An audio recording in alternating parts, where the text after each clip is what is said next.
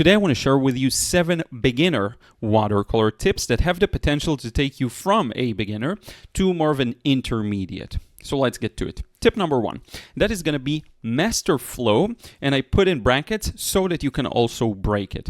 Now, the most important thing for a watercolor painting is to have the ability to paint with flow, to have the ability to paint an even wash, because one of the greatest characteristics of watercolor is that softness, that smoothness, and those gradual transitions too.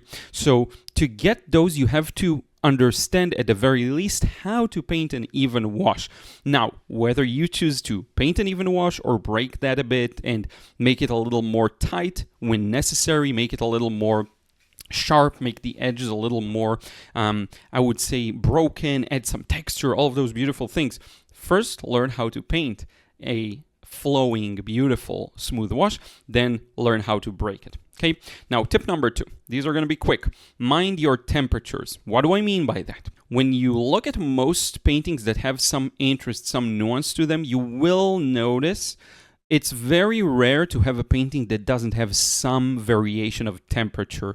It has both warm colors and cool colors. Now, the scale may be narrower or wider. Wider meaning you have strong blues and strong oranges. When you make it more narrow, is you have a grayish blue and a grayish yellow or warm or orange, whatever. The scale doesn't really matter, but contrast is the spice of life when it comes to painting. And one way to create contrast is with temperatures. So be cognizant of that. Maybe if you look at all your paintings from the past, you'll notice I don't have any place of temperature in them. And that is a hint for you.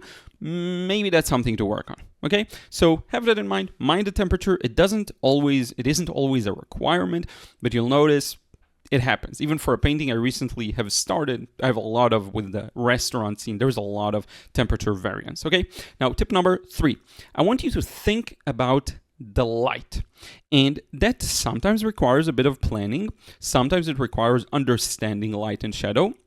But it does mean you have to kind of be aware of where the light is. So if you're painting a sunny cityscape scene, right, maybe the light is coming from the top, you have strong shadows on the ground. You want to understand that, right? You want to look at whatever it is you're painting, a portrait. Where does the light come from? From the front, like here, from the side, maybe like this. One side is a little darker. Being aware of that and really thinking in terms of big shapes of light and shadow can do wonders to your work, okay? And in this particular example, as you can see, I left this little bit of light patch that's just paper white, and that is going to be our main highlight where the light flows through, okay? So sometimes it requires a bit of preparation, sometimes a bit of awareness, it depends, okay? Now, let's move on to tip number 4, and that's going to be pre-wet for real smoothness. If you want a real smooth transition, pre-wet the paper. Put some water and only then come back and paint next to it.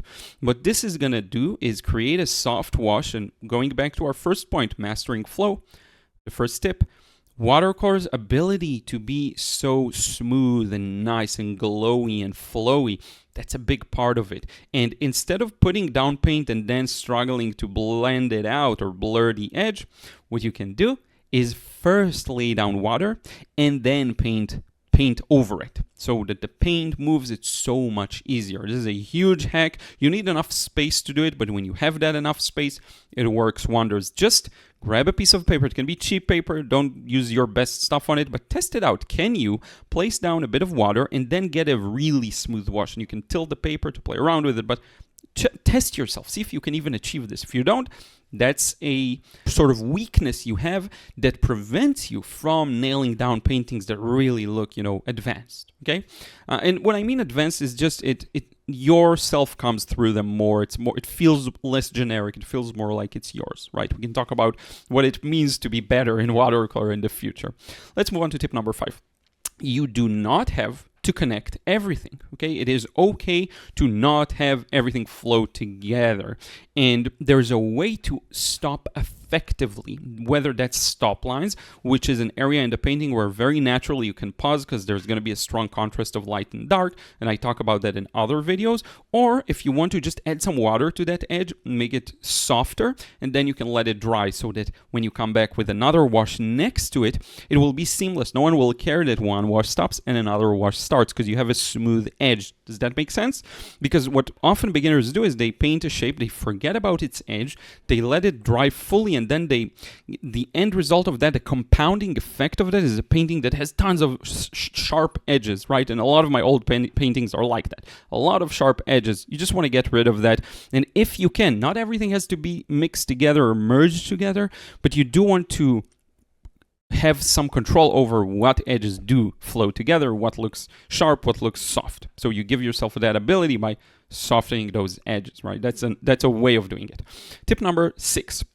You want to see through the illusions, okay? So in this particular example, the light shines through that gap in the sky, in the clouds, and what it does is it colors all the surrounding horizon and details and trees and everything red.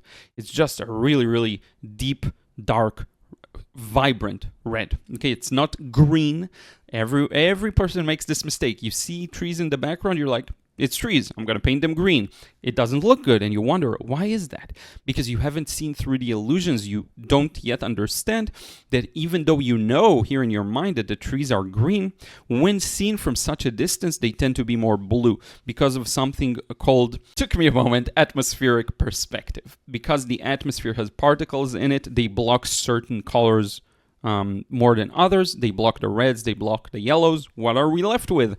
A blue, not this vibrant of a blue, by the way, a more gray blue.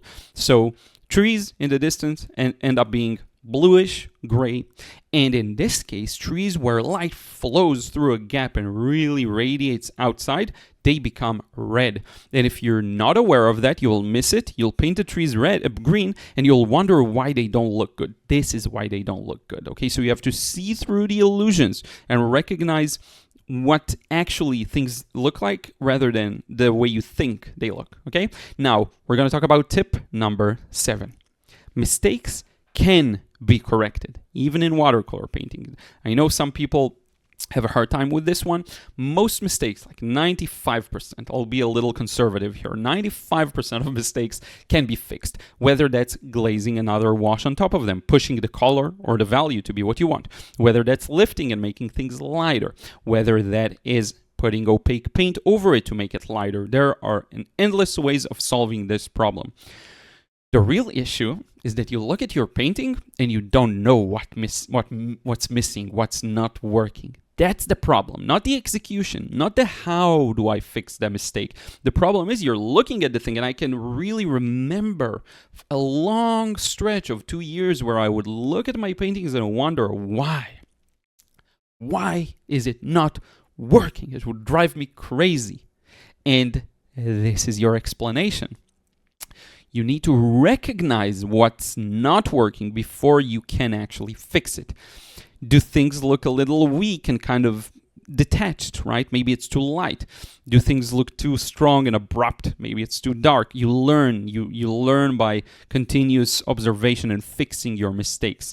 You can take the reference photo, turn it to black and white, and then compare it to your painting in black and white. There's endless things you can do. You can start first painting black and white only so that you master values before anything else. There's a lot of ways of fixing it. What you need to remember is mistakes can be corrected. In fact, I would say the last 30% stretch of almost any painting is adding details that shift the painting in the direction I want. It wasn't perfect. It goes through that ugly stage, what everyone talks about, but then you fix and fix and fix and fix and fix. And most of the paintings you see that, that are hung up on the wall behind me, the ones that I've managed to put in exhibitions, the ones I've sold, what you're seeing is the end product after making corrections. Thus, corrections can be made. Remember that, because if you don't know that, if you think things are, lost, you won't even try to fix them, right? So those were my 7 tips for beginners, beginner friendly, but if you really implement them, if you really understand them fully, you will go from beginner to advanced without doing anything. Just the mere understanding of them will make you into an advanced painter. Sometimes the thing that makes you advanced or the thing that makes you a better painter is the fundamentals. It's the very basics. It's things that don't sound, mind-blowing. That's actually the thing that gets you there very often. And these aren't necessarily, mind-blowing, but they are crucial for getting a result that reflects who you are as an artist, that isn't generic, that feels like you. People can say, that's this person's painting, right? I hope that was useful. Thank you so much for watching. If you want to learn more about watercolor from me directly, check out the Watercolor Breakthrough Club. You might want to join, become a member. It's my exclusive watercolor club, small, tight-knitted community of people who want to improve their watercolors. Very warm, very accepting, very welcoming. I would love to see you there. Painting demos every week. You can also check out the painting courses if you need something a little more, just a course, you'll learn from it. There's the frustration-free watercolor course, the watercolor realism course, and a couple more in the making. And by the way, I want to send out huge thanks to everyone who supports me over on Patreon. If you want to receive credits at the end of the videos, you head over there, you join as a patron, you can put $1 a month, and you get credits at the end of the videos, which is pretty sweet. Thank you so much to those who have decided to simply support me with no real specific return. There are some exclusive processes and stuff over there, but mostly it's just people that are grateful, and so I'm grateful to you. With that, I will see you in the next vid. Take care.